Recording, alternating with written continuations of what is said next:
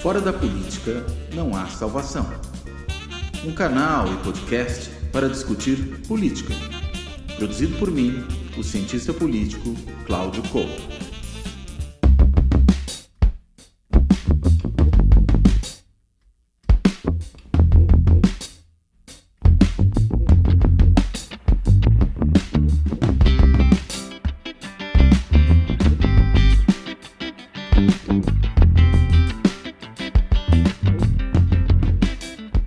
Olá, este é o primeiro Fora da Política Não Há Salvação, pós segundo turno das eleições, né? E claro que no centro das atenções, apesar das eleições estaduais também serem eleições muito importantes, está a eleição presidencial, que afinal de contas é aí que se jogava o principal jogo dessa eleição, que estava muita coisa em disputa e havia muita questão importante para se resolver, a começar algo quase trivial, a democracia brasileira. Né? Essa eleição presidencial foi, em boa medida, uma eleição ou um plebiscito, se alguém assim preferir, sobre a manutenção da democracia ou o risco para a democracia, colocar a democracia sob um risco sério do que poderia significar um segundo mandato de Jair Bolsonaro.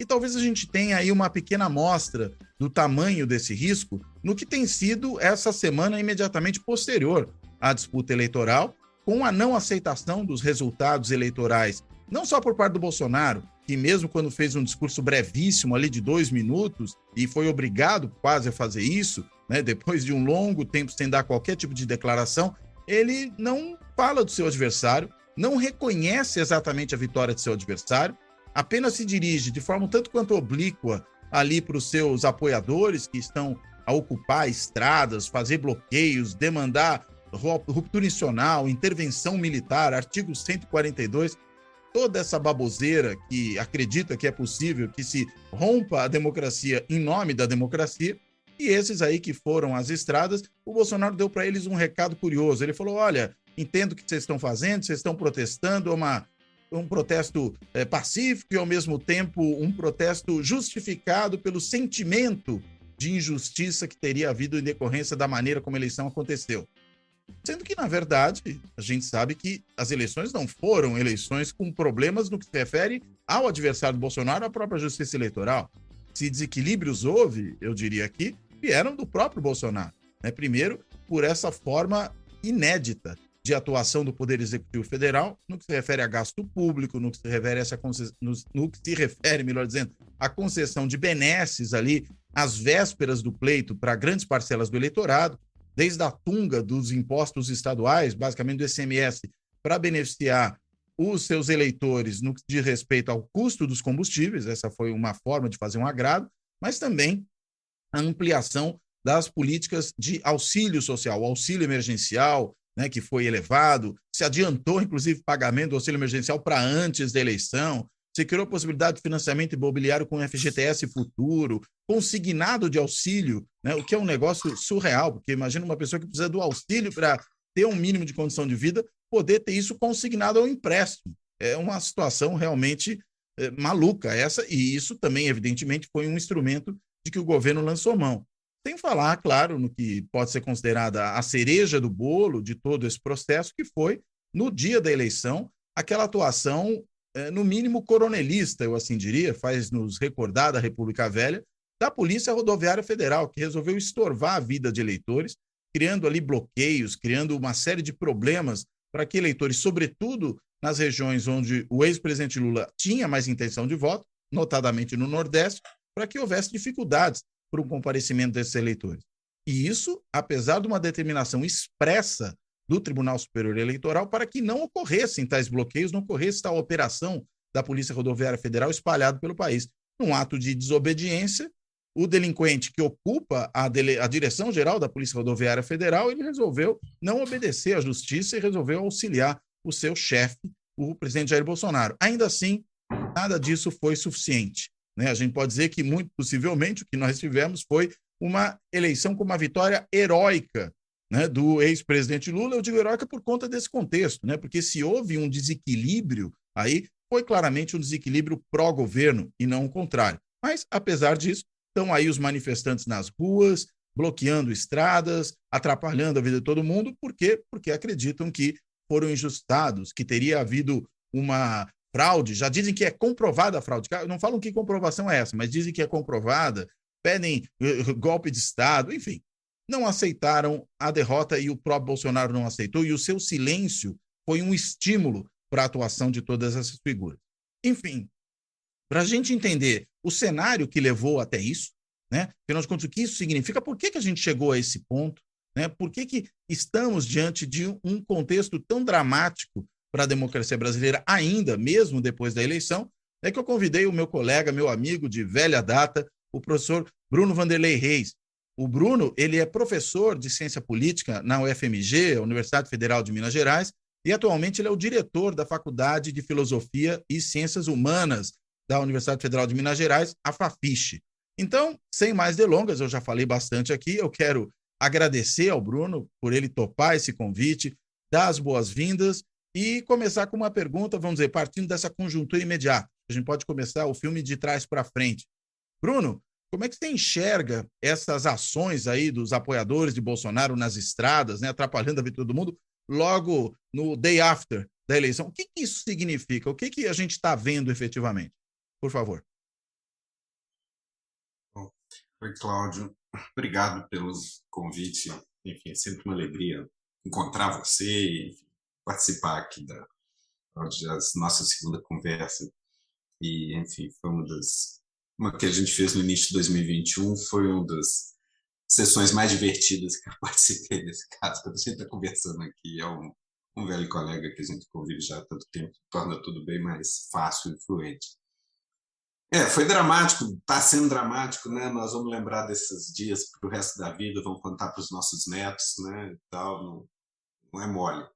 Foi com emoção, foi com aflição, né? E, enfim, mas abriu-se uma porta, né? Um respiro, um horizonte de um caminho em que eventualmente você possa transitar rumo a uma renormalização. Como se, enfim, a vitória do Lula domingo aumenta a chance de que, de fato, a gente tenha batido com o pé no fundo do poço durante a pandemia. Que sempre foi uma esperança, uma impressão que eu tinha durante todo esse processo. Agora é o fundo do poço, 500 mil de mortes evitáveis, um governo, enfim, não vou me alongar nas adjetivações, né, do governo que está se findando. Certa sensação de que Bolsonaro escolheu o caminho errado no que diz respeito à pandemia me acompanhou o tempo todo, embora isso, né, acabou perdendo por 49,1%, coisa quase inimaginável e que favorece, claro, essa reverberação imediata, né? Agora, parece tão claro que isso também é irresponsavelmente encorajado, né, pela estrutura que esse pessoal tem nas redes, tal, e quem está na ponta fazendo esses bloqueios é uma turma profundamente amadora, de um lado, ou então fake, para variar, né? O sucesso inquestionável das torcidas organizadas em ignorar solenemente os bloqueios dá a medida da pantomima, da palhaçada que é, né? Não é para valer. Não é para valer. Não tem ninguém lá bloqueando coisa nenhuma. O que acontece é que a Polícia Rodoviária Federal não quer dispersá-los. De fato, tudo indica que os apoia e encoraja, e quase que essa iniciativa reside alhures. Não são as lideranças dos caminhoneiros de 2018, não é nenhuma organização, nenhuma associação que reivindica. Também não é uma coisa difusa de eleitores pelo outro lado, são alguns bolsões específicos. Assim, a sensação de que a coordenação reside em algum ponto, nem que seja insuflando alguns atores, né, interlocutores próximos, né, com beneplácito da Polícia Federal e próximos ao núcleo governista mais duro, Bolsonaro e seus filhos, né, encorajando isso. Tanto é que ele não consegue desautorizar, né, inteiramente, né. O pessoal fica insuflando algumas empresas ou donos de caminhões à revelia de qualquer coisa mais abrangente, porque nenhuma associação, ninguém vinculado ao movimento de 18 quis solidarizar-se. Omissão flagrante, ostensiva, para dizer o mínimo, da Polícia Rodoviária Federal, que fica inteiramente desmoralizada pela ação da Galocura e da Gaviões da Fiel durante o fim de semana, durante agora, esses 2 últimos dias da rodada do Brasileirão. Porque passaram de passagem. É só chegar desarmados, né? E o bloqueio se disfarça, né? Então, é uma operação trivial para a polícia, se ela quiser, quando ela quiser, né? Então, o bloqueio é de mentirinha, né? Fora de alguns caminhões nas principais estradas, você tem alguns núcleos de pessoas, coitadas, inocentes úteis, beatas, né? Aquelas pessoas simplórias, né? Que estão abduzidas, acreditam no que sopram para elas nas redes sociais, né? Que algum comunista vai tomar sua casa e etc., né? E vai espalhar a influência de Satanás pelo planeta. E aí elas vão rezar de joelhos na estrada, chega a polícia, começa a chorar, tremer, inteiramente amador, é patético. Enfim, é de ter pena dessas pessoas que são vítimas dessa manipulação criminosa, né? De pessoas irresponsáveis, enfim, subversivos no limite, né? No que diz respeito ao desrespeito flagrante às instituições, aos procedimentos da rotina democrática, e irresponsáveis quanto às consequências físicas e psíquicas sobre essas pessoas que são bucha de canhão, instrumentalizadas para propósitos políticos que são insustentáveis, né? Assim, o Bolsonaro é tão isolado no plano internacional que deu-se aquele fenômeno nas primeiras horas depois da eleição do Lula, né? E ainda mais que é o Lula o vencedor, e o mundo ama o Lula, né? Então desce, consta, né, circulou nos jornais ontem, né, que o TSE estava repleto de embaixadores do resto do mundo, esperando ter a confirmação do resultado, para disparar, né, para seu governo a necessidade de um reconhecimento imediato. E na primeira hora depois do resultado, dezenas de governos já tinham se manifestado, do Biden ao Putin, passando pela América do Sul inteira, e Europa, e Zelensky, e o Diabo 4, né? Então, você tem... E aí, logo em seguida, muito significativamente, Arthur Lira, né? E Malafaia, e Edir Macedo no dia seguinte. Sobra nada. Todo mundo que é stakeholder, que de alguma maneira tem algo a perder na aventura, abandona. De resto, e esse é um desafio para nós, né, analistas, entender o que afeta a dinâmica eleitoral a essa altura, né? Para nós, a leitura política do que estava acontecendo, desde o fim de semana do Roberto Jefferson, parece claro que Bolsonaro está derrotado. Os indicadores usuais da gramática política que a gente pega, não só a ideia intuitiva de que algo que deveria ser, aquela ação do Jefferson deveria ser impopular, mas é mais do que isso, que Bolsonaro volta a Brasília, chama seus aliados, chama o alto comando para uma declaração bombástica, ele não encontra respaldo, fala sozinho e afina, né? E na hora que ele faz isso, ele dá a senha de que ele está isolado, aí a gente, na gramática que a gente normalmente usa, né, Cláudio? Fala, perdeu porque não tem um dispositivo político em torno dele mais. Só que esses acontecimentos internos ao sistema político, de algum jeito, não afetam mais a dinâmica eleitoral e as intenções de voto. É uma coisa louca. Na última semana, em que todas as notícias são ruins para Bolsonaro, do ponto de vista político, ele sobe e Lula cai. E aí é aquela derrama final, enfim, está aí a matéria do Caco Barcelos, com a sede eleitoral em prefeituras do interior, que deve ter acontecido a rodo, todo o terrorismo nas redes e os pastores, sei lá, né? Esse é o ponto, uma espécie de caixa preta que se dá inteiramente apartada da vista do público, de um ponto de vista mais abrangente, e que, no entanto, tem tração eleitoral bem mais do que o noticiário.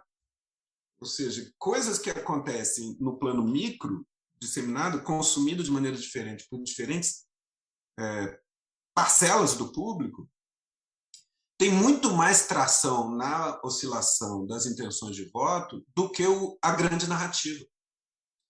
E aí isso é preocupante, assim, independente de maior ou menor legitimidade. Ok que eleições são um input exógeno, né? Um dos atributos da eleição, na lógica do sistema, é essa.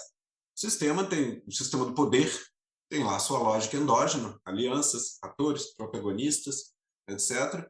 E de tempos em tempos, de 4 em 4 anos, de 2 em 2 anos, você tem um choque exógeno, que é o processo eleitoral. Mas só que esse processo eleitoral é ele próprio também condicionado e influenciado por coisas que passam pelo sistema político.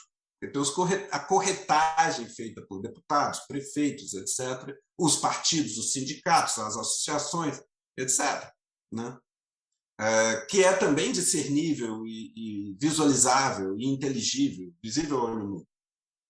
De repente, parece que nada disso importa mais. E os jornalistas têm mencionado essa perplexidade. Parece, né, aquela roda lá, Globo News e tal, falando só a gente que se importa com isso, a sensação que dá. E o pessoal que faz pesquisa, eu estive conversando com o Felipe Nunes, né, da Quest, que é meu colega de departamento, né, falando, Bruno, assim, o noticiário tem zero efeito sobre a curva das intenções de voto. Acontece totalmente à parte. Aí é uma coisa que a gente tem que pensar até em termos teóricos. Como é que é isso? Se um momento crucial de atribuição do poder, né, que é a eleição, a dinâmica dela se dá de maneira inteiramente desconectada, não apenas de maneira relativamente independente, mas inteiramente desconectada e não inteligível a partir da análise dos acontecimentos internos ao sistema, qual a sustentabilidade disso a longo prazo? Como é que você vai continuar fazendo eleições por 50 anos? É mais ou menos como tirar a moedinha. Né? Porque o processo eleitoral não parece mais refratar disputas internas ao sistema político. E aí o sistema político fica inteiramente à mercê de... Veja o estado do sistema político americano nesse momento, né? Em que elites do Partido Republicano, num certo sentido, pediram por isso. Eles fizeram de 1980, 90 em diante, eles jogaram hardball, como diz o Levitsky, né? E fizeram uma apresentação pública muito crua, muito cínica, muito brutal do sistema político e acabaram, enfim, surpreendidos por um predador externo que cooptou a máquina, né? Mas na medida em que é isso, o sistema eleitoral, de alguma maneira, e o resultado eleitoral parece inteiramente, não apenas um choque exógeno periódico, mas inteiramente desconectado do que você faz ou não faz no noticiário, né? Se torna imprevisível demais e, eventualmente, o sistema fica muito inerentemente instável. A ver. No nosso caso, o que trouxe o sistema de volta? Várias coisas, algumas instituições que brilharam. Justiça eleitoral, graças a Deus, existe. Né? Viva a Revolução de 30, viva Getúlio Vargas, né? Que agora ela nos valeu. Né? Imagina se não tivesse voto eletrônico, Cláudio. A gente estava apurando essa merda dessa eleição até hoje. Né? E todo mundo se matando. Ia estar a população conflagrada na rua com votos sendo contados para dar 1 milhão de votos para lá ou para cá daqui uma semana. Isso é uma catástrofe. Né? Então funcionou, algumas pessoas certas no lugar certo. Alexandre de Moraes tem casca grossa suficiente para a hora dura, né, de confrontar. Agora, foram um monte de apostas, né, porque, como você disse, você teve não foi possível limitar inteiramente Bolsonaro. Ele cometeu várias ilegalidades. Né? A Justiça Eleitoral procurou sancionar, né, ou impedir os piores excessos, mas não conseguiu conter. Porque também parte da armadilha é essa. Porque, então vem, impugna. Né? Ele está tentando melar a eleição também, ao cruzar todas as linhas. Melar a eleição lhe convém. Então, a Justiça Eleitoral fica entre tentar conter os excessos mas ao mesmo tempo bancar que está tudo bem e a eleição foi limpa e vai valer, para forçar ele a aceitar quando perdesse. Mas talvez não perdesse. Se na hora H Lula não vira, se passa a apuração toda diminuindo, mas ela acaba e não virou, danou-se. Porque teria que chancelar o resultado, fato consumado, e um governo predatório com as instituições como o Bolsonaro teria conseguido a reeleição violando uma série de parâmetros, abrindo um monte de precedentes gravíssimos para o futuro, em si mesmo, suspendendo a vigência de uma série de garantias no mero ato da vitória, ia dar errado. Então, a Justiça Eleitoral errou, mas ela não tinha muita escolha, ela fez uma aposta altamente arriscada, porque estava entre botar um limite incontornável para o Bolsonaro, que, com um pouco de sorte, acabou sendo e muito mérito da Justiça Eleitoral, mérito do Lula, mérito do PT, mérito do Alckmin, mérito da Simone Tebet, cada mérito do Janones, do Felipe Neto, cada pessoa, né? Que cada detalhe desse processo acabou se mostrando decisivo, né? Porque a conta foi a conta de chegar. Deu, né? E abre-se uma porta agora para respirar. Nesse momento, vamos ver como isso evolui. Política é sempre difícil. Lula já mostrou predicados e atributos de liderança, evidente.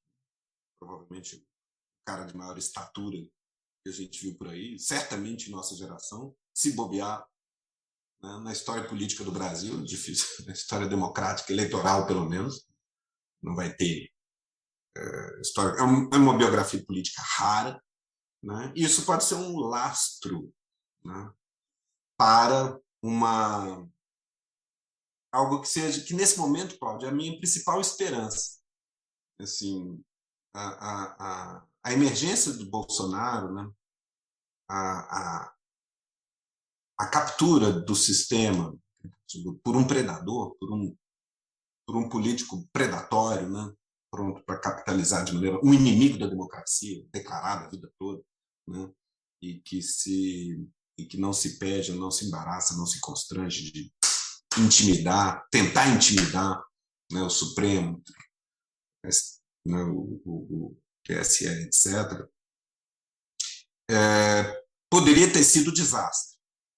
A percepção da possibilidade do desastre produziu um coesionamento em certos setores, nem todos, mas certa fração dos grupos que estavam se pegando numa luta aparentemente de morte, mas que hoje parece fratricida em 2014. Né? O nível de brutalidade daquela disputa em 2014 hoje parece claramente desfocado, tendo em vista tudo que estava em jogo essa semana. Tanto é que estão aí agora muita gente, né, muito tucano paulista, estava, né, aglutinado em torno do Lula nas últimas semanas. Né?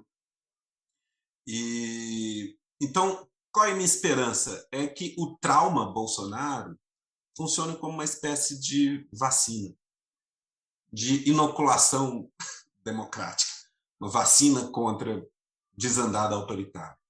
Acho que o aprendizado da última década é esse. Assim. Política é delicado. Política todo arranjo político é sensível. Né? Democrático, então, nem se fala. Democracia é extremamente delicado, extremamente sensível, extremamente vulnerável. Envolve doses altas de fair play. Robert Dahl sempre dizia isso lá no Prefácio à Teoria Democrática. Não existe mecânica institucional invulnerável se não houver fair play. Né? Levitsky anda repetindo isso, né? Mas está lá no Dahl, para quem quiser ver, está lá no primeiro capítulo, Democracia Mediterrânea. O sistema não é invulnerável em si mesmo, em sua engenharia. Ele pode ser bem desenhado, de maneira a fortalecê-lo, ou mal desenhado, de maneira a enfraquecê-lo, mas ele depende de adesão às regras. Fair play. Né? Então, em 2014, faltava. A gente teve, né, no período de 92 a 2012, eu sempre digo, da queda do Collor até junho de 2013, o período mais estável e construtivo da história política do Brasil, em qualquer época. Né? Mas acabou do jeito que acabou. E em 14, 15, 16, 17, estava naquela dinâmica autofágica, né? Que, em certa medida, incluía um salto alto da presunção que as pessoas tinham meio que democracia era invulnerável. Nós somos uma democracia, não existe o risco da democracia entrar em colapso, entrar em perigo. Aí o jogo duro não tem perigo, né? Pode fazer o jogo duro à Exato, aí o vontade. jogo duro não tem perigo, você joga tudo, o negócio é ganhar. Pronto. Né? Não, meus amigos, olha lá o que vocês fazem, olha a desqualificação mútua que vocês fazem na frente do público, né? Que eventualmente eles vão abrir passagem para o inimigo da ordem institucional e bater palma, e ávidos por mudança. Num certo sentido, uma parcela grande da população brasileira estava ávida por um ditador. Mesmo quando ela... Isso é engraçado na pesquisa que o Datafolha fez há poucas semanas. 75% é a favor da democracia e nunca foi tão grande o apoio. Isso quer dizer nada, porque cada lado acha que eu sou o verdadeiro democrata. E tem uma ideia diferente do que seja democracia também, né? Assim, e é uma ideia necessariamente vaga, né? Do ponto de vista do público em geral, essa ideia é sempre vaga, né?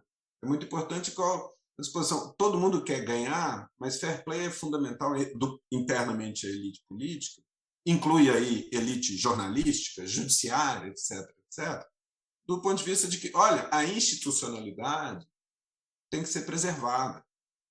Né? Eu posso propor eu posso defender ou apoiar uma emenda constitucional, um projeto de lei, o que quer que seja, mas a ordem institucional, a ordem constitucional tem uma sacralidade.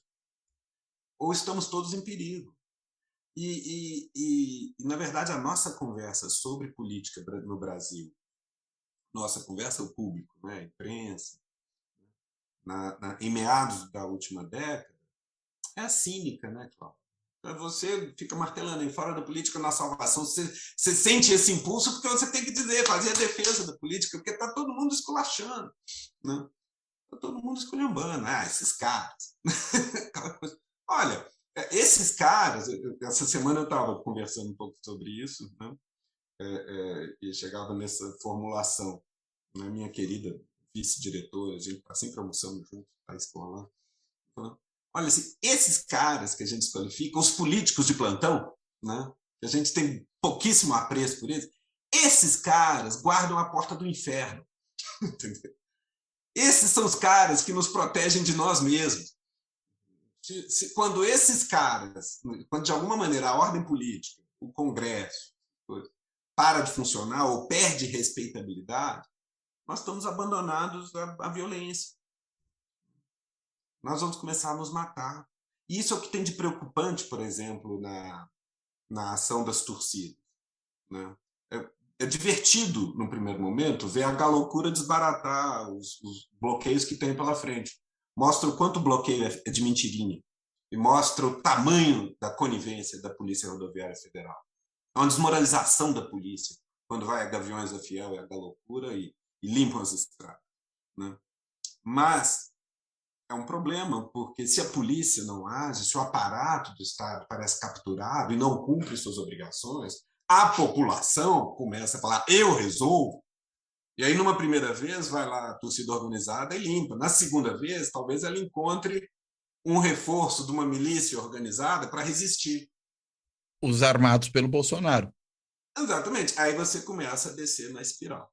Porque a proposta de você distribuir armas para a população, para que as pessoas resolvam o problema da segurança elas mesmas, é isso, né? Ou seja, Roberto Jefferson, Carla Zambelli, nada mais fizeram do que seguir os conselhos do capitão. Claro. É o que ele fez, consta o que eu li na Piauí, no texto do Miguel Lago, mês passado, se não me engano, de agosto, setembro, misturo tudo, né?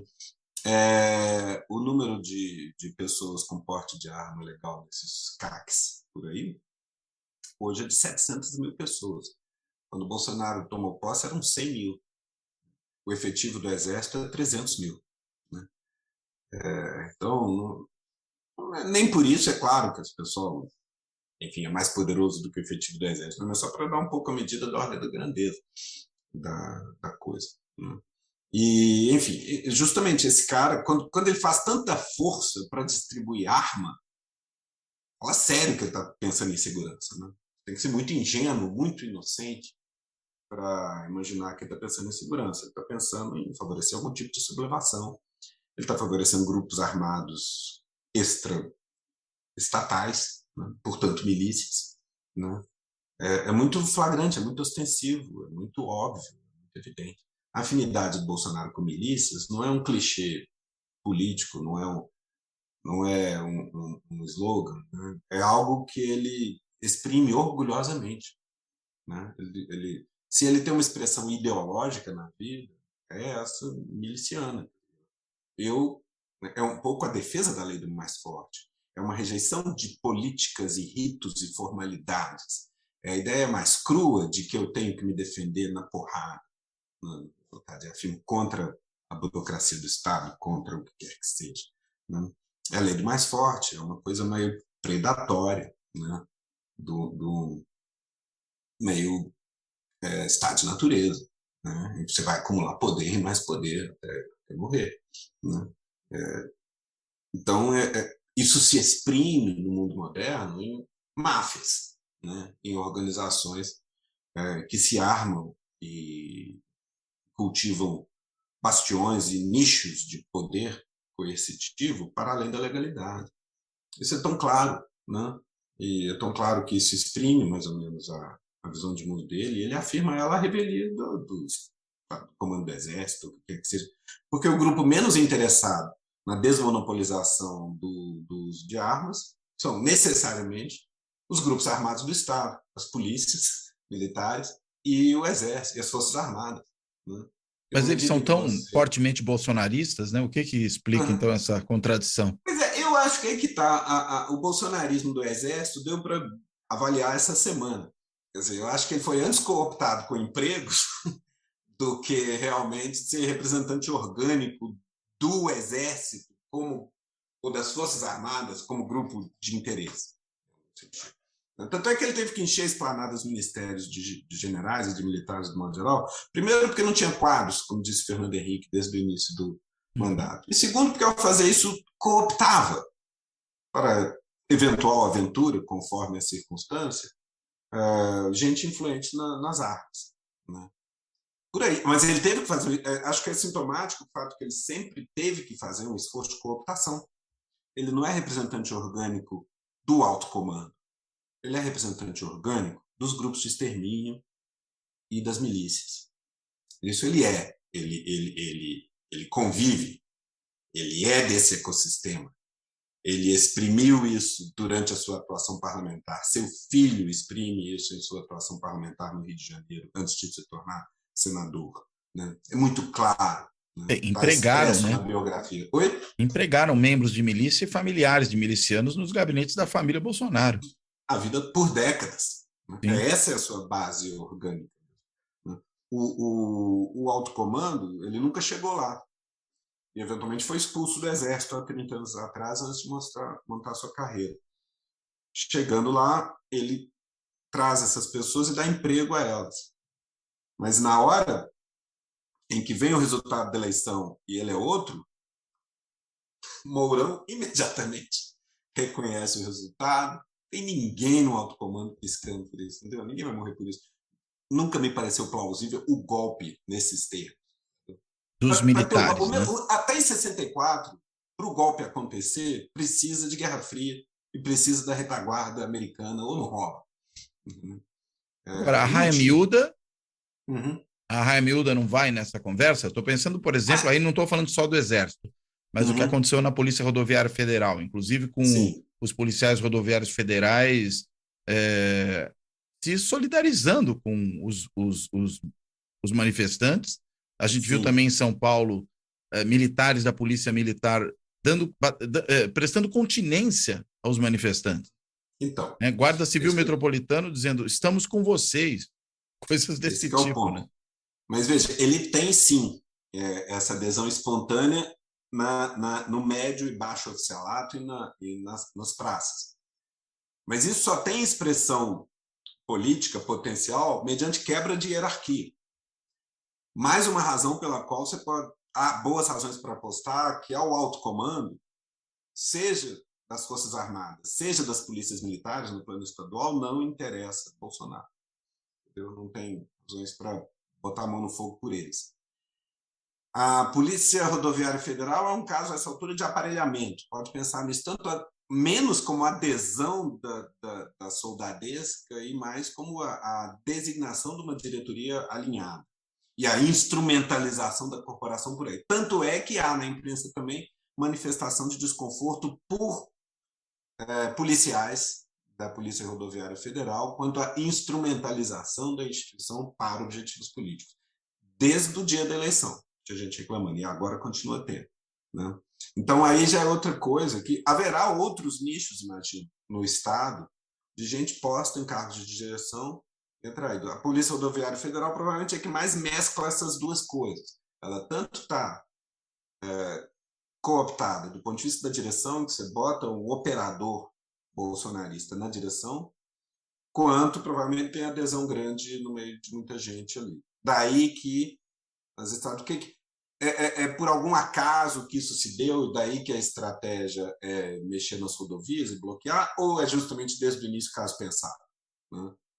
Eventualmente um lugar para fazer tumulto é nas estradas, então a gente precisa controlar a PRF. Não sei.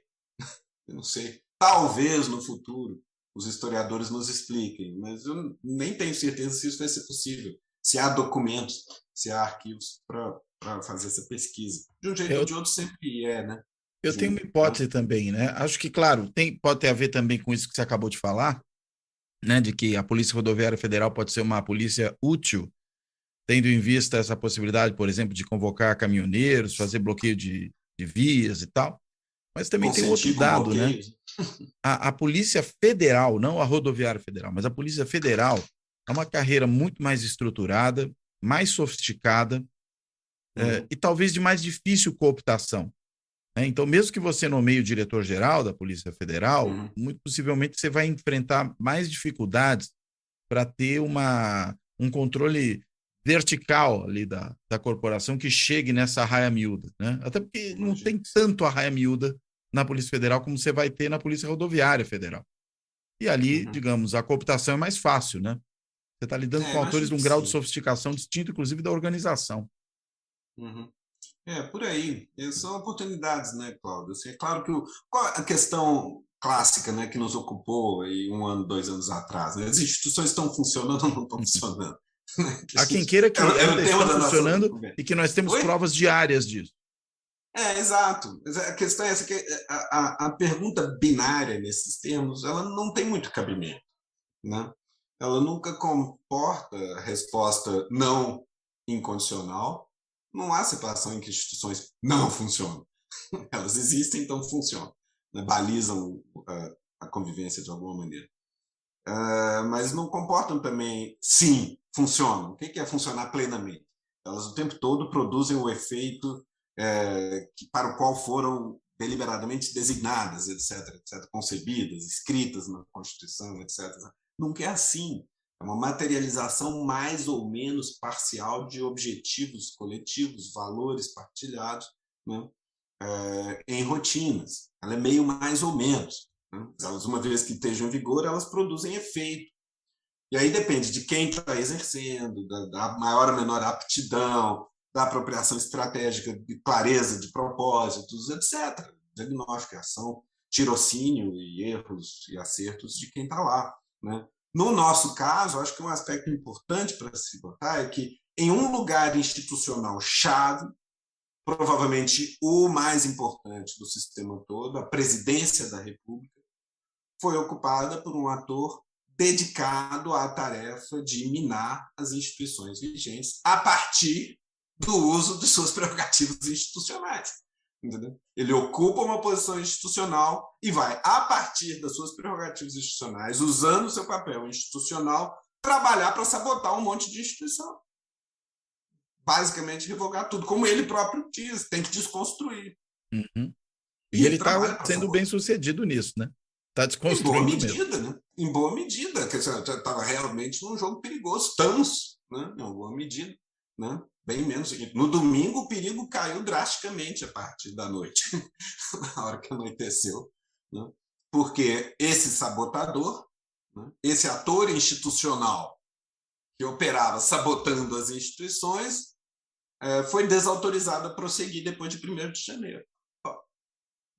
Então, agora ele tem que passar o seu trabalho de sabotagem para outro plano, para fora das instituições. Mas ele já produziu efeitos de sementes, nesse momento tem influência indevida, desproporcional sobre uma instituição, a Polícia Rodoviária Federal, etc. Só para dar um exemplo. E vai assim. E é essa figura pequena, né, que sai depois, quando primeira preocupação ouvir do judiciário se vai ter revanchismo ou não. Quer dizer, o que vai acontecer comigo? Não vão me sacanear, hein? É esse cara. Assim, é esse sujeito. E nessa aí, o Supremo acho que até teve uma cautela importante, né? Porque quando ele tenta se reunir com o Supremo, antes mesmo de dar qualquer declaração, e recebe uma negativa, e mais, né? Queria que os ministros do Supremo fossem até ele, no Palácio da Alvorada. E, no fim das contas, ele é que teve que, depois de dar alguma declaração, por mais oblíqua que fosse, ir até o Supremo conversar com os ministros. Isso mostra que a conversa não é tão simples quanto ele gostaria que fosse, né? Mas depois é todo cafajeste, né? Chega lá e... tudo bem, o Corinthians e o Palmeiras e tal. Para falar com primeiro, né, poucas semanas antes, está lá Moraes, falando, né, que é o bandido e tal, tem que prender esses caras, fazendo todo o proselitismo, jogar o público contra ele, depois vai lá bajular. Né? E pela primeira vez não vai ter imunidade nos próximos 30 anos, vai lá puxar saco do ministro do Supremo. É esse fuzilando. Né? Então, esse predador, foi para esse predador que a gente abriu as portas nos anos que levam de 2013 a 2018. Né? Então, minha esperança é aquela inoculação, que tem muita gente escaldada nesse momento. Opa! E que se tiver havido um aprendizado nesse sentido, dos dois lados, a esquerda e a direita, tal, ok, principalmente em cima de quem esteve jogando pedra muito agressivamente, né, nos governos petistas, mas não só. A campanha da Dilma em 2014 também cruzou a linha, né? João Santana não é flor que Jogo duro também. Jogo duro também, né? Mas a desqualificação permanente, muito sem cerimônia. O governo, na verdade, você pega, né, Cláudio? O regime brasileiro que funciona de 92, Itamar, Fernando Henrique, Lula, Dilma, até 2013, é um regime muito, além de estável, muito moderado. Você tem um neoliberalismo bem moderado com os tucanos, Fernando Henrique, Serra, Aécio, etc. E você tem uma social-democracia bem pragmática, bem moderada, bem acomodatícia no Lula e na Dilma, principalmente no Lula. Você lembra quando emergem os BRICS, a gente tentando entender o que é aquilo, assim, o Brasil parecia um sócio menor em relação à Rússia, Índia e China, mas a gente tinha uma vantagem que parecia.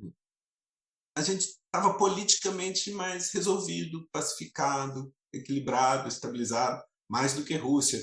China, hoje parece meio ridículo falar isso, mas é porque a China, nós, né, cientistas políticos formados por Robert Dahl, a gente acredita que ele tem um problema de desmonopolização do controle do poder político, à medida que vai, né, vai poliarquizando a economia, de alguma maneira aquela sociedade, os custos da repressão vão aumentando, os custos da tolerância diminuindo, deve haver uma pluralização do regime em algum momento como um desafio a ser vencido. Nessa altura eu fico me perguntando se é isso mesmo, ou se essa pluralização não está de alguma maneira encapsulada na disputa intrapartidária. E tem colegas que Marcos Sepi, que estuda mais defesa, tá falando, olha, os caras em certo momento vão abrir assim, pegando as facções que já existem no partido e começam a institucionalizar a competição, e daqui a pouco tem eleição multipartidária e tem muito controle sobre as políticas públicas que estão fazendo. Eles têm tradição burocrática milenar, né? Muito antes da democracia. Então, enfim, hoje você tá tudo pensando... que a China tem feito nos últimos 40 anos é meio ridículo a gente pensar que a gente está mais institucionalizado que eles. Eles, né? Os chineses, né, você está falando? Chineses, sim, estou falando da China. Eu não sei se eu falei alguma outra coisa. Não, não, não. Como foi uma discussão mais longa, no meio do caminho eu fiquei na dúvida se você ainda estava falando da China. Eu ainda estava falando da China. Tem quem diga isso, quer dizer, eles estão. Não sei, pode ser que o Partido Único dure muito tempo. Aliás, a gente precisa aprender sobre China, né? Pode ser que o Partido Único dure muito tempo, mas tem quem diga que eles não teriam dificuldade de promover competição um pouco mais pública, não terão dificuldade, se caso necessário, caso aconselhável, internamente, promover alguma competição um pouco mais pública das facções internas do partido. Entendeu? Nesse sentido, sim. Acaba fazendo alguma coisa. A gente precisa aprender, a gente precisa estudar China, né? Porque nessa altura são 40 anos de 33 anos de muita estabilidade política com sucesso econômico estrondoso, né? Então, em tese, a gente fica imaginando, vai mudar tanto a sociedade que eles vão ter que fazer a democratização. Talvez seja verdade, né? Mas talvez eles já estejam, de alguma maneira, preparando essa passagem. Ou talvez não seja verdade. A gente tem que pensar sobre o que é isso. Um outro tipo de modernidade, né? De modernização que não passa necessariamente pela democracia. Pela democratização, né? Não sei, mas o fato é que a gente só pode formar juízo aí estudando mais, se informando melhor sobre China, né? Mas, assim, só para botar isso em perspectiva, que 10 anos atrás a gente olhava para a China como se nós tivéssemos politicamente mais resolvido, mais estáveis e tal, e tendo visto tudo que aconteceu, o aprendizado dolorido, né? Que estavam longe de ter a mesma capacidade estatal, né? E aí, basta ver também o estado da economia. Isso é uma coisa interessante para se prospectar, assim, né? Do ponto de vista da literatura lá dos anos 60, desenvolvimento político, né, Cláudio? Capabilities, das várias capacidades que o Estado pode ter. Ultimamente eu ando pensando em que medida a desautorização do Estado dos anos 80 para cá, neoliberalismo, etc., essas coisas, não está, de alguma maneira, e a pandemia me fez pensar muito isso, está, de alguma maneira, deteriorando as capabilities do sistema político, né? Que, nesse caso, se isso for verdade, a gente tem um processo de reversão no processo de desenvolvimento político. Sistemas políticos seriam menos capazes de entregar policies agora, né, do que há 40 anos atrás, talvez, né, na Europa, nos Estados Unidos e tal. E a resposta à pandemia sugere uma dificuldade enorme de atuar numa obrigação comezinha, né, de zelar pela saúde pública, etc., durante uma emergência, né? Então, essas coisas, quer dizer, acho que a gente precisa olhar de novo. A gente tinha, de 90 para cá, com o colapso da União Soviética, a gente normalizou um quadro, todo o resto era uma anomalia que ia vir para cá. Mesmo que a gente, no plano mais explícito, a gente não aceitasse Fukuyama, o fim da história, implicitamente, nossa armadura é como se fosse aquilo. Bom, é isso, né? Acabou. Tem um jeito certo de fazer política e tem as coisas erradas, né? No entanto, a gente está metido numa deriva complicada em que, na verdade, a deterioração da capacidade do Ocidente de implementar políticas concatenadas vai corroendo a legitimidade da ordem constitucional ocidental. Olha o que está acontecendo na Europa, Brexit, Marine Le Pen, a direita chegando ao poder na Itália, Polônia, Hungria, confusão na Ucrânia, né? Putin, Bolsonaro, entendeu? Trump, né? A coisa está fazendo água, né? E a gente tem que pensar um pouco sobre a interação entre a ordem institucional, capabilities, capacidades, né, institucionais do sistema político e entrega de políticas públicas e bem-estar da população. Agora, no nosso caso aqui com o Bolsonaro, sim, né, num governo tão destrutivo, não, mas eu acho que isso é importante para a gente voltar e olhar e pensar nele aqui, né?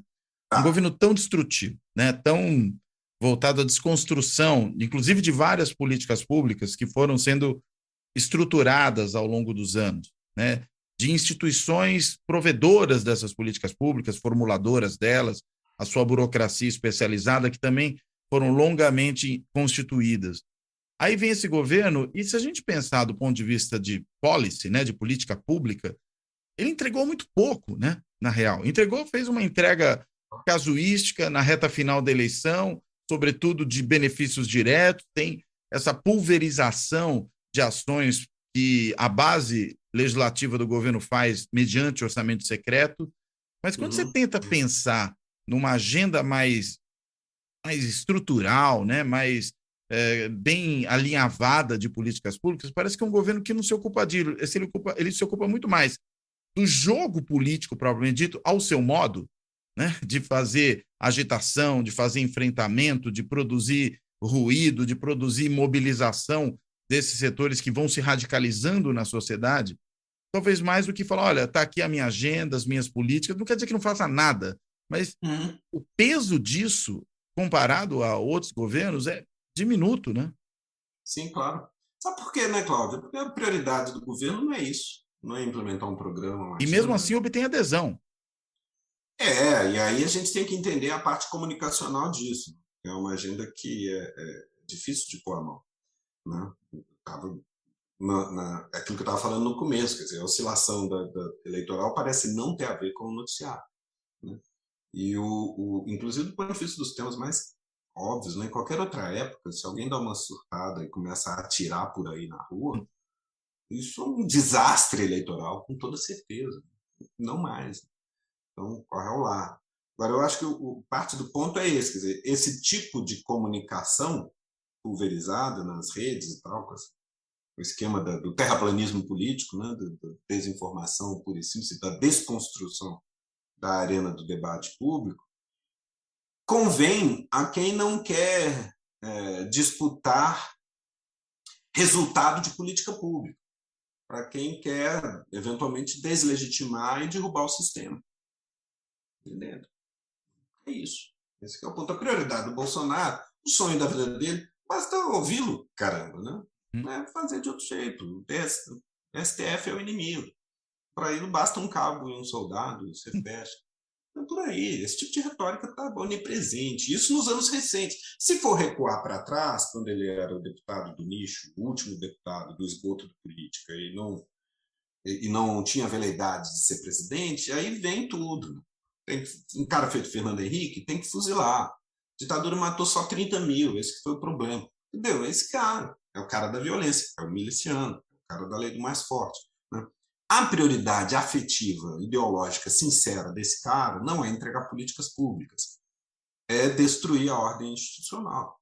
Bom, né? Esse é o desejo dele, né? E aí você tem o trabalho antes na estrutura do que qualquer outra coisa.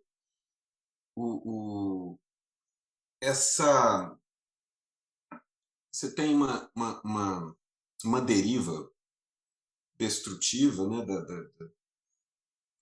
enfim, num ambiente normal, esse que é o ponto, num ambiente normal do ponto de vista de apreço pela ordem estabelecida, um candidato com o perfil de Bolsonaro tem chance muito pequena. Não tem chance. Era o que a gente cravava antes. Se a gente acha que a democracia está estável e não corre perigo, certo? Então Bolsonaro não tem chance. Mas tem, por quê? Porque a afeição ao status quo institucional foi lá no chão. Quando perguntam, você é a favor da democracia? Eu falo, claro que sou. Você quer defender a ordem política vigente? Fala, não, de jeito nenhum. Entendeu? É isso que eu pergunto. Vá lá em 2017, no auge da Lava Jato e na deriva louca do Janot fazendo conchavo com Joesley para pegar Temer e etc. Pergunta, vai para a rua e pergunta, você é a favor da manutenção da ordem política vigente? Aí vai dizer, não. Claro. E nesse sentido, eu acho Bolsonaro, por isso que ele fala que o sistema é o tempo inteiro contra ele, né? O sistema. Aliás, uma ironia agora é essa. Você tem, do lado PT e tal, um campo progressista nos costumes, etc., política pública, reformista, igualdade, etc., etc., mas que é institucionalmente conservador. Do outro lado, você tem uma agenda mais conservadora e intolerante, conservadora nos costumes, intolerante politicamente, mais autoritária, mas que é institucionalmente iconoclasta. Está disposta a chutar o pau da barraca. Isso, eu cheguei a mencionar isso, né, naquela mesa, na Unboxing, que estava muito na minha cabeça aqueles dias. Essa inconsistência da sinalização, uma coalizão progressista que defende as instituições e uma coalizão regressista que ataca as instituições, né? Pode embaralhar os sinais no sentido que, e aí permite que a direita, eventualmente uma direita autoritária como Bolsonaro, se apresente como popular contra tudo isso que está aí, contra os caras, contra o establishment, né? E tentar pregar também no Lula, né? Também no PT e tudo mais, como um sócio do conchavo da Rede Globo, do globalismo internacional, etc. Né? O judiciário. Contra os interesses populares. Entendeu? Isso é algo que, do ponto de vista estratégico, deve ser evitado a todo custo. Isso envolve capacidade de diálogo permanente, não apenas diálogo, é preciso vivência, pé no chão, né? Estar vivendo, né? E com interlocução aberta junto aos canais populares, às periferias, aos setores evangélicos, que hoje é um fenômeno de cultura incontornável na paisagem brasileira, é preciso respeitá-lo, né? É preciso ouvi-lo, né? Até para não ficar refém dos vigaristas, então, que são numerosos nesse pronto. Pois é. Né? Mas esse é um fenômeno que veio para ficar, né? Não tem, como para mim é muito claro, o presidente evangélico é uma inevitabilidade, né? E deve ser recebido com naturalidade, né? Eu tenho direito a isso. O importante é exatamente que, eventualmente, a pauta que é cara a esse setor do eleitorado não seja capturada pelo milicianismo, pela banda podre das polícias, pela violência, pelos atores violentos, pelas milícias, pelos esquadrões da morte. Esse é o desafio, né? É um desafio real também para as igrejas, eu receio, porque é um ecossistema mais ou menos aparentado, tem uma vizinhança social ali, vide, por exemplo, subúrbios do Rio de Janeiro, né? Não apenas, mas também, talvez de maneira paradigmática. E, enfim, é mais ou menos notório que, com frequência, o crime utiliza as igrejas como um bom lugar de lavagem de dinheiro. Mas isso é incidental ou é orgânico, estrutural e constitui esses grupos? Essa é uma pergunta que eu não tenho a veleidade de saber responder, né? Mas, em princípio, entendo que a resposta madura a essa questão é ter uma relação institucional com as igrejas que seja suficientemente amadurecida, consolidada, institucionalizada, de maneira que elas tenham voz mais ou menos natural na política, que esteja independente de conexões orgânicas com o crime. Porque enquanto se houver esse tipo de conexão mais orgânica, mais estruturante entre essas duas pontas, a gente está numa mega encrenca. Isso você pensa, mesmo quando a gente está pensando nas, vamos dizer, grandes igrejas, por exemplo, evangélicas, nessas mesmas, você vê esse tipo de problema? Ou é uma coisa, vamos dizer, daquela igrejinha da comunidade? Não sei. Pois é, eu não conheço esse ecossistema muito bem. Tem uns colegas que já estudam melhor, né? Sobretudo antropólogos, né? Mais do que nós da ciência política. Eu consigo imaginar as duas coisas. O fenômeno evangélico hoje é tão grande, tão onipresente, tão disseminado, que eu jamais cometeria a leviandade de partir da premissa de que eles são apenas uma fachada do crime. É óbvio que eles são muito mais que isso. É muito óbvio.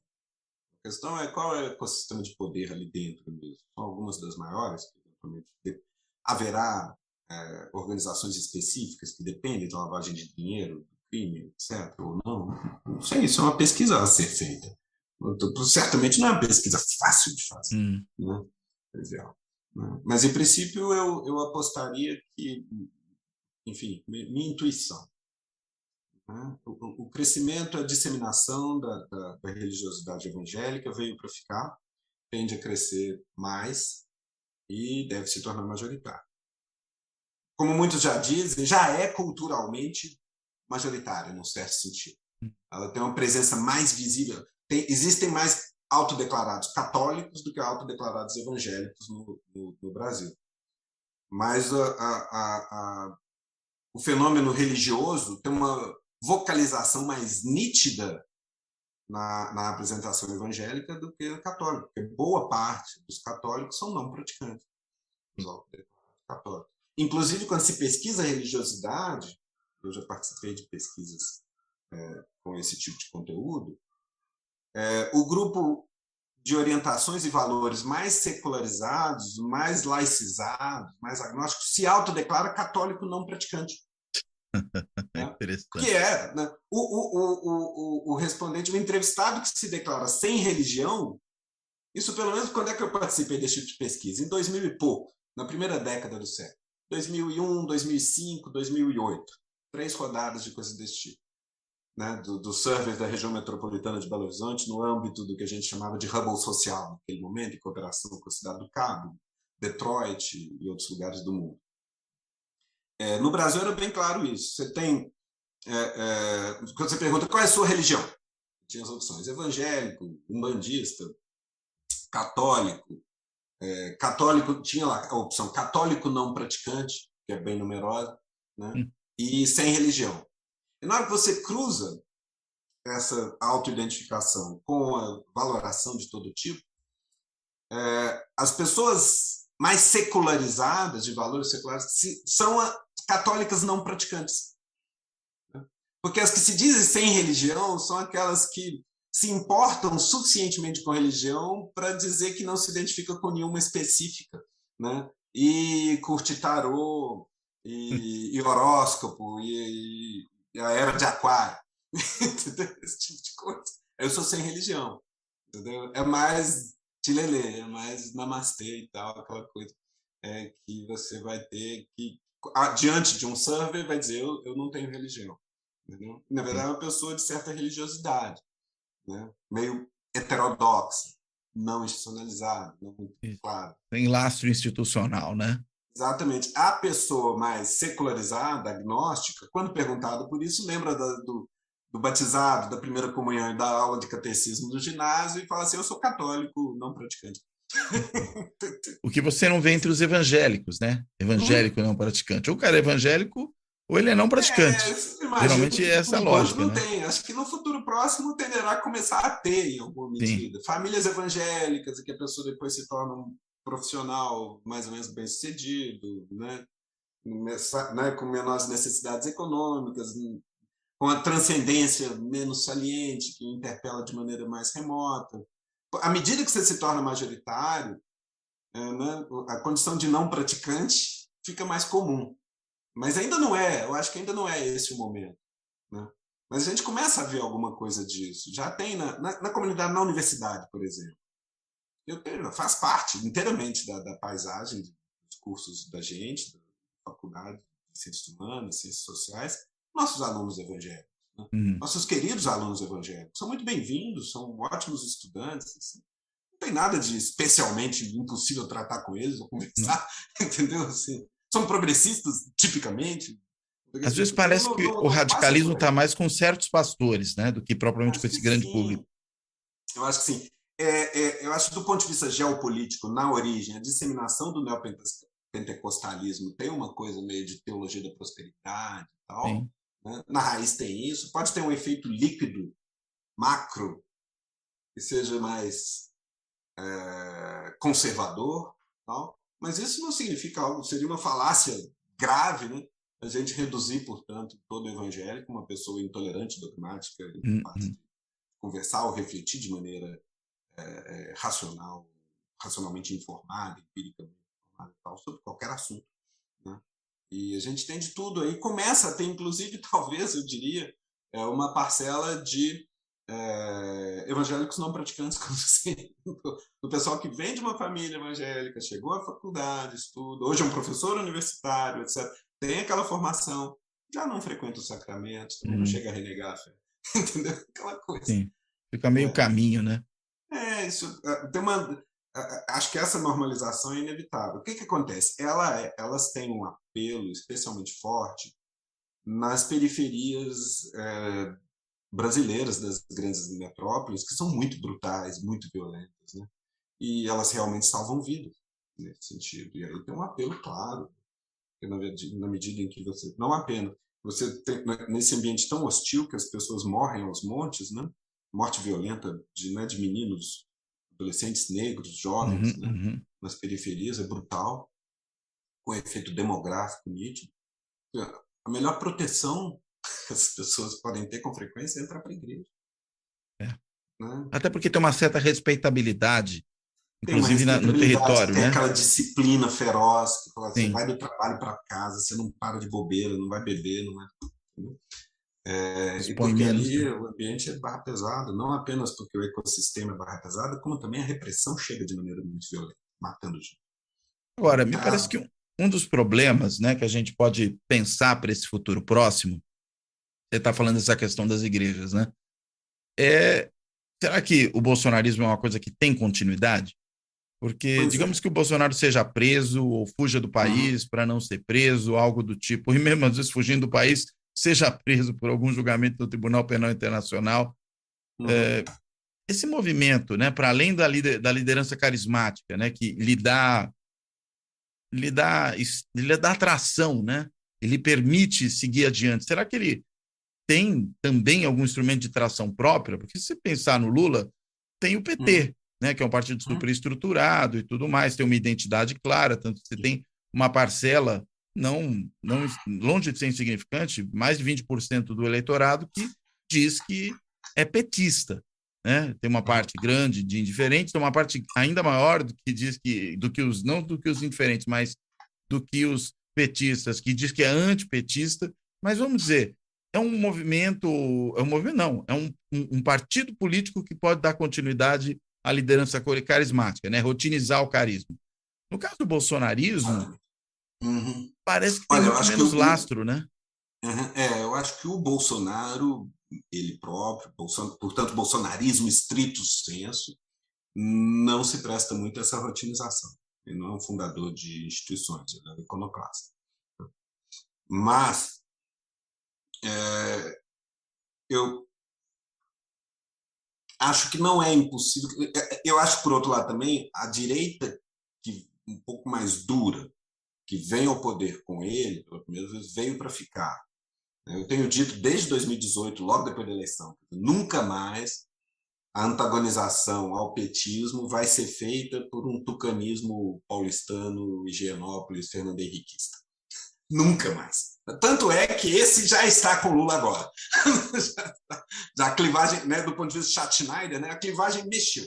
Né? O Celso Rocha de Barros fala que o PT pode ser o MDB que deu certo, né, dependendo de como a coisa andar.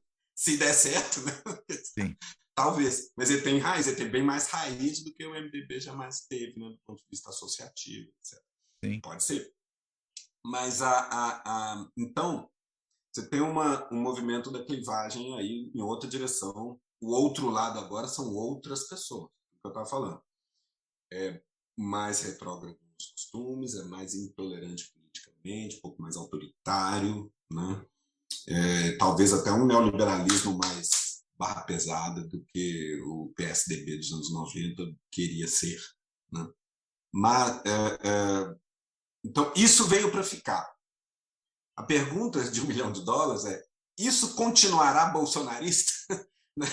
Continuará Bolsonaro a ser o líder disso? Aí eu acho isso bem mais difícil saber. Pode ser wishful thinking. Eu tenho a impressão de que não. Se der mínimo, se Bolsonaro continua o líder disso, é porque ele continuará sendo o líder disso na medida em que a gente continuar chafurdando em torno à violência. Tá? Enquanto o ambiente for a confrontação e a violência, ainda que essa violência ali, né, de média intensidade, o que está acontecendo nas estradas é violência de baixa intensidade. Né? Isso eventualmente escala um pouco ou não, né? Aquela coisa, as bandas podres das polícias, o médio oficialato amotinado, né? Se a paisagem continua isso, Bolsonaro é o líder natural disso, de um dos lados desse confronto.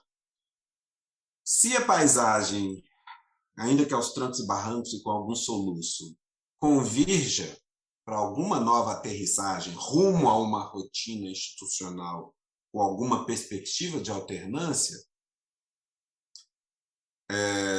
Eu acho que isso vai se dar entre o polo que está se aglutinando em torno do Lula agora e um conservadorismo mais duro, de matiz evangélico, um pouco mais militarista na retórica, né? Uma coisa mais autoritária, mas não necessariamente organicamente vinculada à contestação da ordem constitucional e a policiais amotinados e a Esquadrão da Morte e a milícia. Isso é o que representa Jair Bolsonaro. Né? Se a coisa rotiniza, eu acho que ele tende a perder tração, como talvez já esteja acontecendo. A rapidez com que seus aliados se movem para reconhecer a nova ordem antes dele sinaliza que ele não é exatamente o líder dessas pessoas, mas apenas as pessoas que elas topam apoiar porque aglutina seu campo, enquanto aglutinar e enquanto for relevante. Mas você vê que o próprio Malafaia, o próprio Edir Macedo, né, fazem em menos de 24 horas o discurso da conciliação. Edir Macedo, uma coisa para nós que não somos crentes, nós que não cremos, olha para Edir Macedo falando, uma coisa impressionante, oramos, fizemos tudo, mas Deus quis de outra forma, cabe a gente obedecer. Já compôs, tem muito em jogo, ele abaixo. Malafaia, parecido, né? Alto comando, Arthur Lira, onde a gente começou a conversa. Todo mundo, como que tá? Eles vão aderir ao Lula? Não, eventualmente vão fazer oposição, mas teve uma eleição, tem resultado, o TSE falou, estamos alinhados. Mas você está pensando... colisão não necessariamente está ali batendo no TSE e pedindo intervenção militar. Esse é o discurso do Bolsonaro. Sim. Né?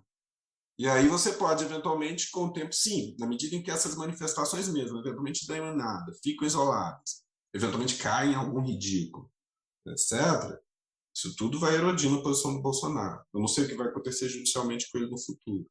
Né? É claro que perseguições judiciais não é o caso. Né? A gente viu que o caso do Lula mostra o quanto pode sair pela culatra. Né? Mas, por outro lado, sim, vai ser a primeira vez em 30 anos que o Bolsonaro está sempre em imunidades. E ele tem um monte de coisa. Ofende a gente, né, ver assim, o Lula fazer a campanha inteira na defensiva a respeito de corrupção, com o Bolsonaro batendo, e a gente sabe que o Bolsonaro está atolado até o pescoço num monte de crimes, né?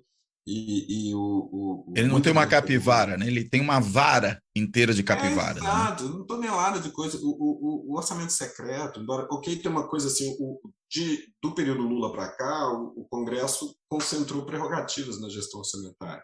É duvidoso que isso volte ao que era antes. Dificilmente vai voltar.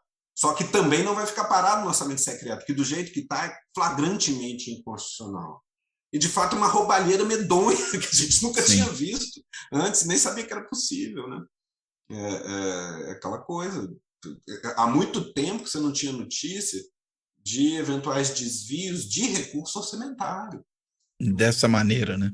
Dessa maneira, nessa escala. Porque o que você tem, né? O que é sabido dentro do Estado? Assim, há 30 anos atrás, eu passei 6 meses numa função no governo de Minas, em 92.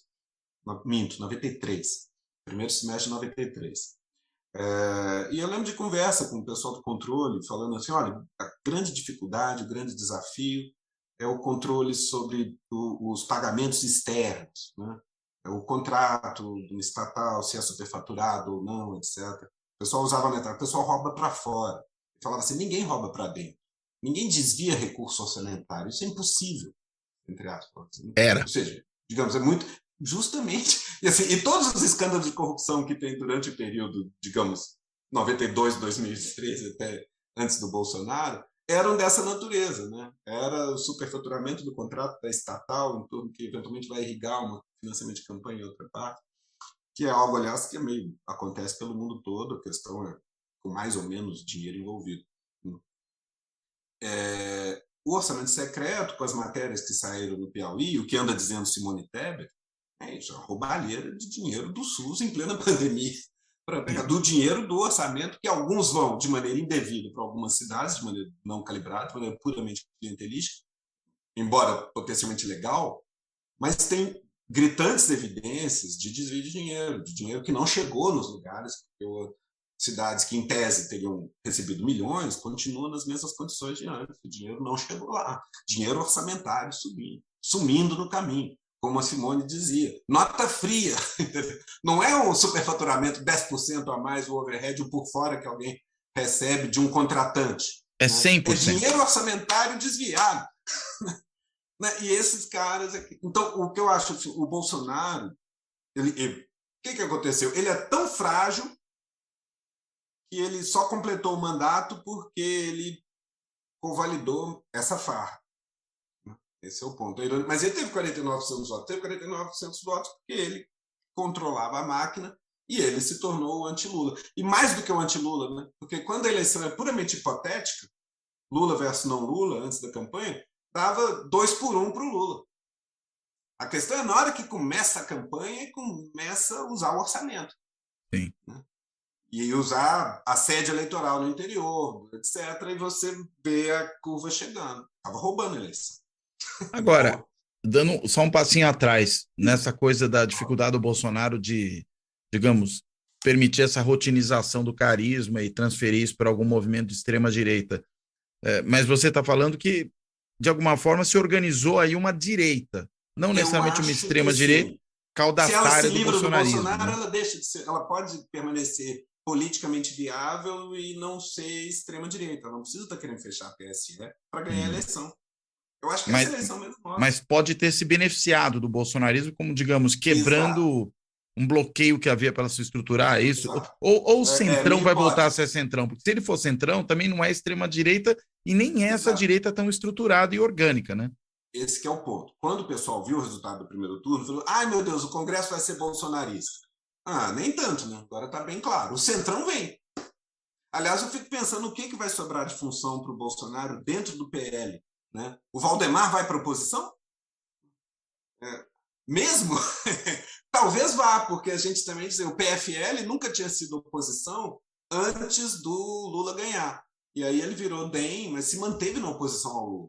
E talvez foi o mesmo PL oposição. se mantenha na oposição. Firme. Oi? E foi firme oposição ao Lula, o PFL DEM. O DEM fez uma oposição programática. Agora, o PL quer fazer esse movimento de ser esse partido?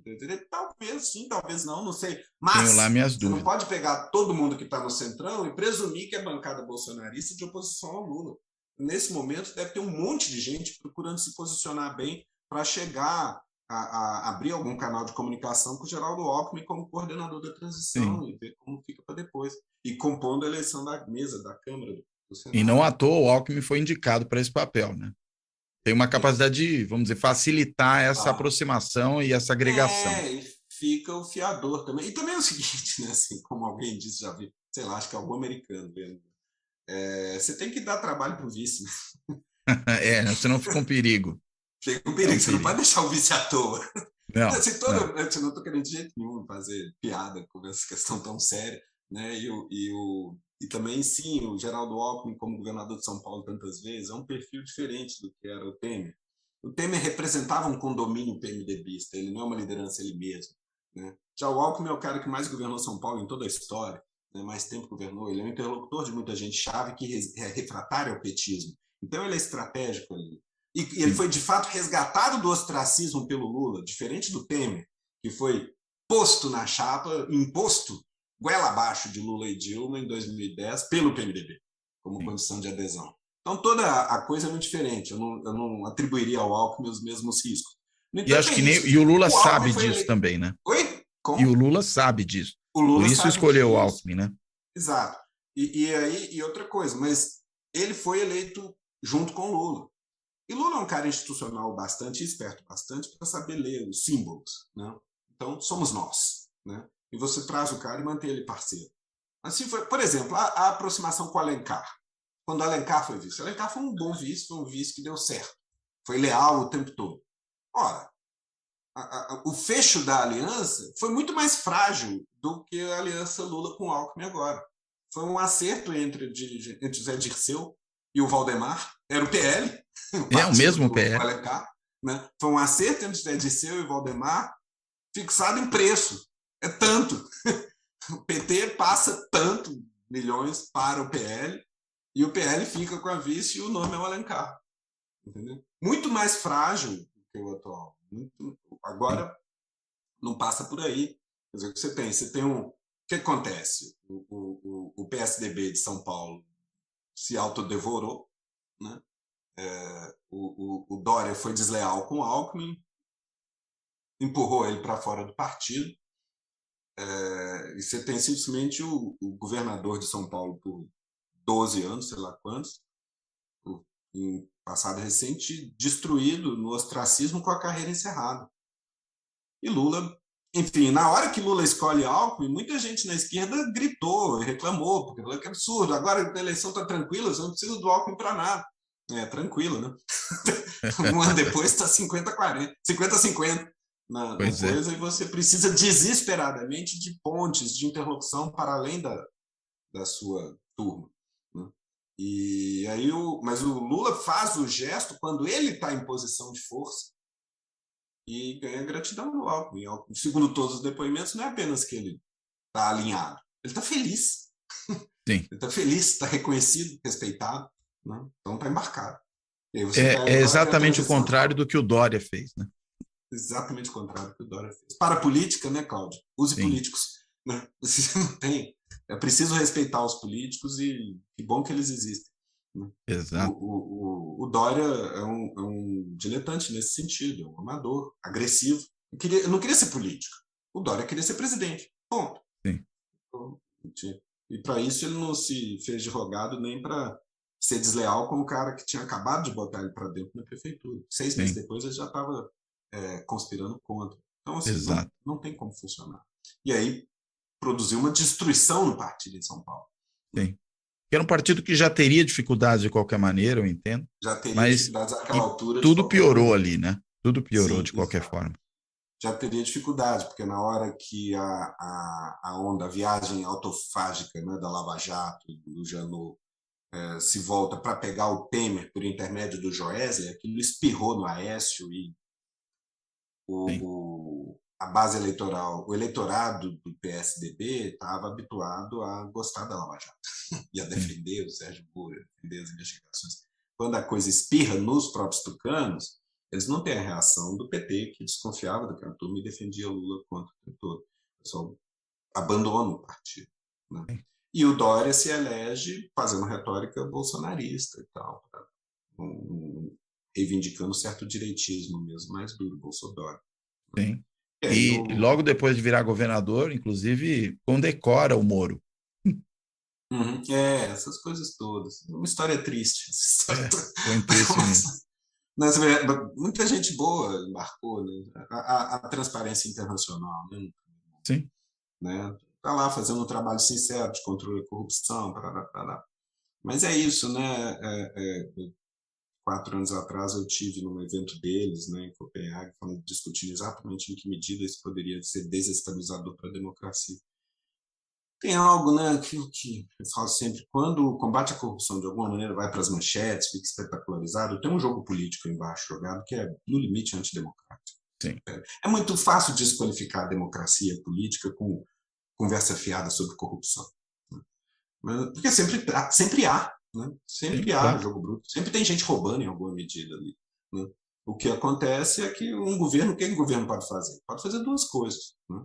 Ele pode aprimorar os controles e, de alguma maneira, melhorando as rotinas e fortalecendo controles externos e dificultando o trabalho da corrupção, dos corruptos, de quem queira roubar ali. Ou ele pode desmanchar os controles e facilitar o trabalho. E, nesse sentido, é muito claro, o período de 92 até 14, até, sei lá, mesmo período Temer, é um período que vai pondo em pé rotinas e controles, etc. Então, o que o Bolsonaro faz? O Bolsonaro chega ao poder denunciando a podridão do sistema e o que ele faz é desmanchar os controles. Sim, totalmente. É tão óbvio, né? É tão claro. Aliás, é previsível. Né? A gente falava que isso ia acontecer antes de acontecer. Claro. Antes de imaginar que fosse Bolsonaro. Né? Processos de depuração, entre aspas, assim, acabam quando chega um novo líder suficientemente forte e suficientemente percebido como impoluto, que pode cortar as asas dos procuradores e juízes e controles todos e governar sozinho e fazer a corrupção dele. Entendeu? A gente sabe que é assim. Estancando a sangria, né? Para usar uma frase que estanca ficou a sangria célebre. da crise, reestabiliza, bloqueando investigações contra a corrupção. Por quê? Mas então não tem jeito? Não, tem jeito desde que você tenha comedimento, circunspecção, estrita observância dos dispositivos legais pelos controladores. Ou seja, é preciso ter controle eficaz sobre os controladores. Exato. Talvez um dos principais pecados do período do PT é forçar a mão tanto, se orgulhar tanto dos controles que está botando em pé, que talvez tenha deteriorado os controles sobre os controladores. Sim.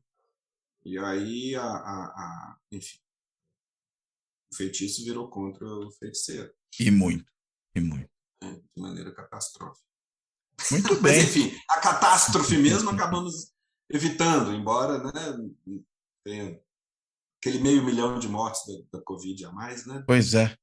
Para eles não tem uma segunda chance. Não, nenhuma. Muito bem. Bruno, obrigadíssimo por essa conversa. Super legal, super esclarecedora e necessária nesse momento. Mais um momento aflitivo que a gente está vivendo, porque a gente não sabe o que vão ser esses 2 meses até o final do ano. Né? Mas, de qualquer maneira, estou com o coração quente, estou esperançoso, acho que as coisas vão andar bem. Mas ando nesse mood reflexivo. Não precisa. E a ideia era compartilhar a reflexão mesmo, né? É a nossa função. Mas eu vou te devolver a palavra, não só para você aí fazer a sua amarração, suas considerações finais, mas se ainda sobrou algum ponto que você acha que seria interessante abordar, por favor, Bruno, fica à vontade. Imagina, Cláudio, assim, acho que me expandi, nem sei do que eu falei, eu deixei de falar aqui essa altura. Estou muito grato pela ocasião. A gente também, pode parecer que não, mas a gente também vai apurando a reflexão, né? Quando convidado a falar, né? Sala de aula e tudo. E ter a ocasião de estar aqui conversando com você é um privilégio. Obrigadíssimo. Estamos aí, estamos vivos. Talvez vou me atrever a compartilhar uma coisa. Uma das perguntas que tinha na pesquisa do Felipe, a Quest fez um belo trabalho nesse período, né, estreante, com algumas inovações metodológicas, contribuiu um bocado. Mas tinha uma pergunta assim: você acha que Bolsonaro merece uma segunda chance? Você acha que Lula merece uma segunda chance e tal? Ok, Lula ganhou a eleição, ganhou uma segunda, ou digamos uma terceira chance. É complicado falar em chance nesse sentido, que como presidente, na verdade, tinha funcionado, né? Mas com tudo que está em jogo, tudo que estava em jogo no domingo, e tudo que se abre agora, vamos ver, pode dar errado, pode dar certo, mas estamos no jogo de novo. Num certo sentido, o Brasil ganhou uma segunda chance com Lula. O Brasil, em boa medida, desperdiçou a primeira chance que teve com Lula, né? Porque quando a gente contempla Lula um pouco de longe, eu imagino que a experiência do exterior, acho que a gente vê melhor o tamanho, a excepcionalidade do perfil político. É um cara de imenso carisma, imensa capacidade de penetração popular, mas é muito institucional. Por isso não é populista. Por isso, inclusive, não é populista. Não é populista nesse sentido, né? De anti-institucional. Né? Pois é. Exatamente o contrário. Ele entra na política fundando um partido. Ele trabalha dentro desse partido a vida toda, e olha que não é mole a vida dentro desse partido. Né? Ele persevera 2, 3 vezes, ele faz um primeiro mandato, tem muitas mudanças dentro do mandato, muita tentativa e erro, muita capacidade de ajuste.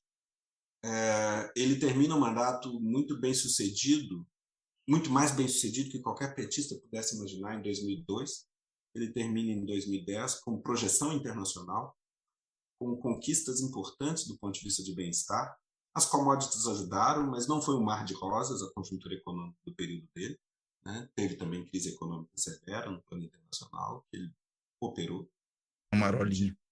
Né? Um cara com esse perfil, em certa medida, em medida menor, mas também relevante, um perfil como o do Fernando Henrique, esses caras, o legado deles pode ser um lastro institucional importante para nós. Na medida que você fala, isso foi uma conquista do governo tal.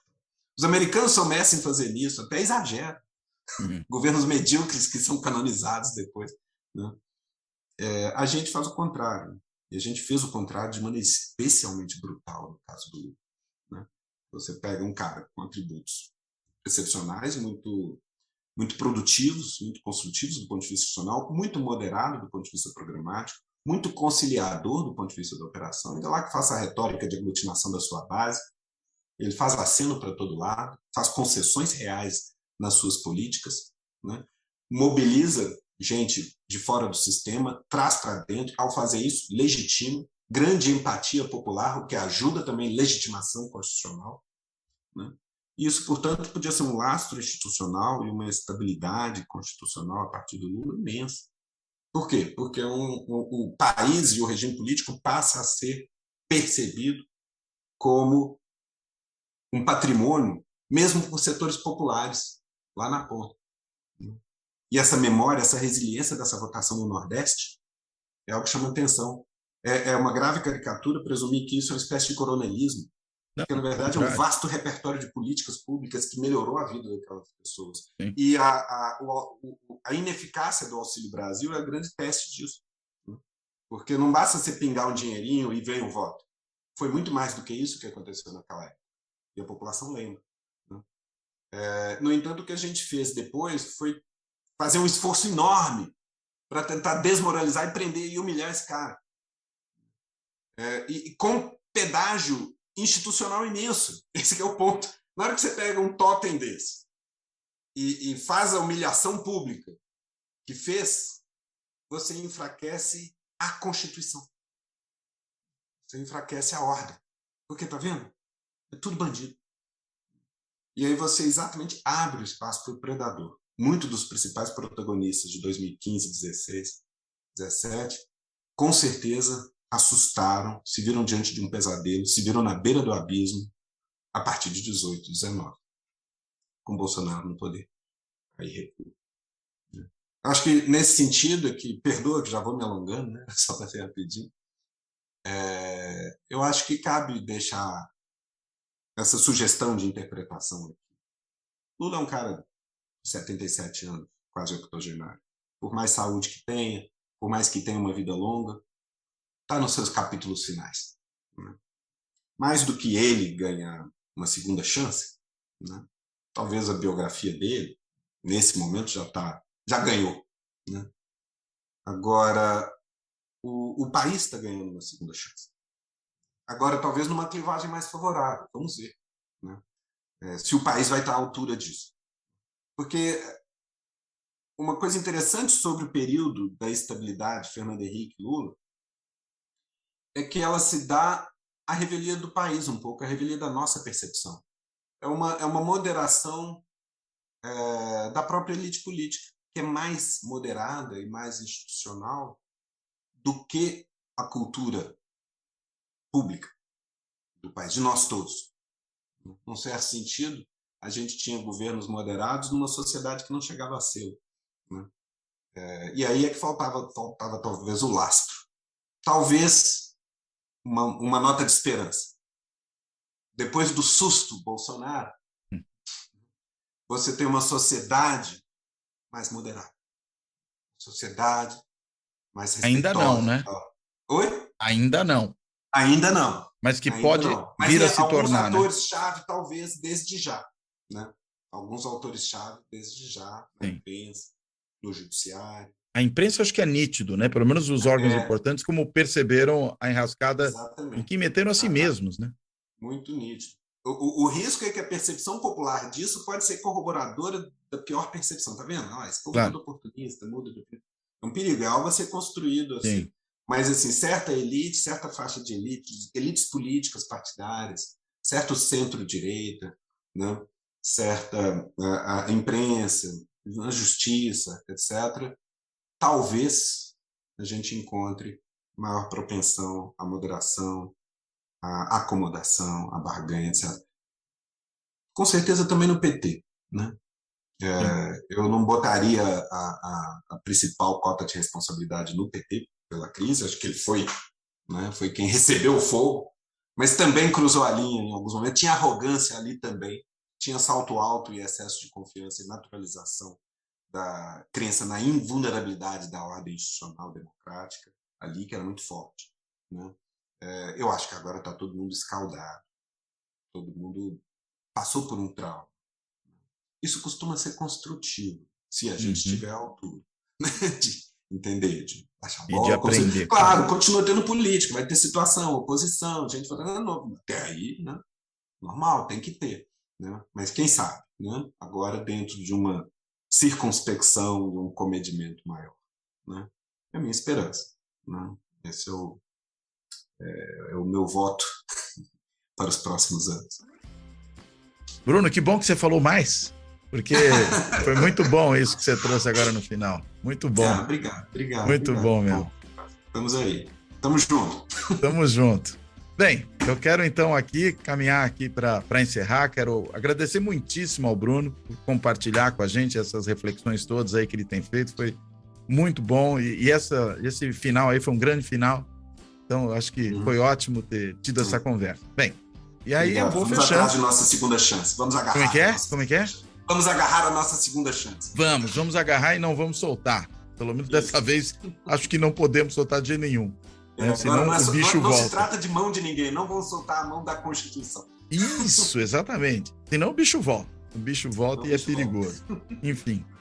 Bem, então quero, além de agradecer ao Bruno, muitíssimo, agradecer a todo mundo aí que tem acompanhado o canal e o podcast, o canal no YouTube, o podcast é em mais de 20 plataformas em que ele está disponível. E quero também, claro, como também tenho feito sempre, agradecer a quem tem apoiado o canal, né, fazendo algum tipo de doação para o canal, seja por meio daquele botãozinho lá do Valeu Demais, que permite algum tipo de contribuição pontual, de valores mais variados, dos mais módicos aos mais generosos, seja quem tem também se tornado membro do Clube dos Canais, que aí permite um apoio periódico, constante, por meio também do canal do YouTube. Quem ainda optou por fazer uma assinatura simbólica do Fora da Política Não Há Salvação no site do benfeitoria.com, indo lá no site benfeitoria.com e procurando pelo Fora da Política Não Há Salvação, dá para fazer essa assinatura simbólica e ainda, como se não bastasse, e atendendo a pedidos, fazendo uma contribuição via Pix, né? Teve gente que falou, não, quero nada dessas outras coisas, quero fazer um Pix. Daí eu falei, então tá aí o Pix. E a chave do Pix é contato@foradapoliticanãohasalvação.info. O e-mail que também serve, claro, para quem porventura queira, como o nome já diz, entrar em contato com o canal. Então basta escrever para contato@foradapoliticanãohasalvação.info. Então, de tudo isso, feito meu comercial, eu quero reforçar aqui o agradecimento ao Bruno, me despedir de todo mundo. Até a próxima.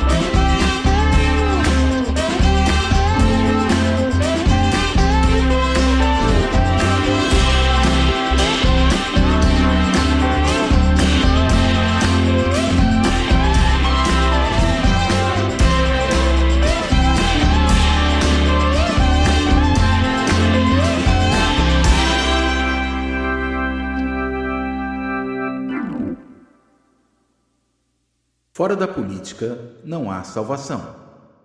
Um canal e podcast para discutir política. Produzido por mim, o cientista político Cláudio Couto.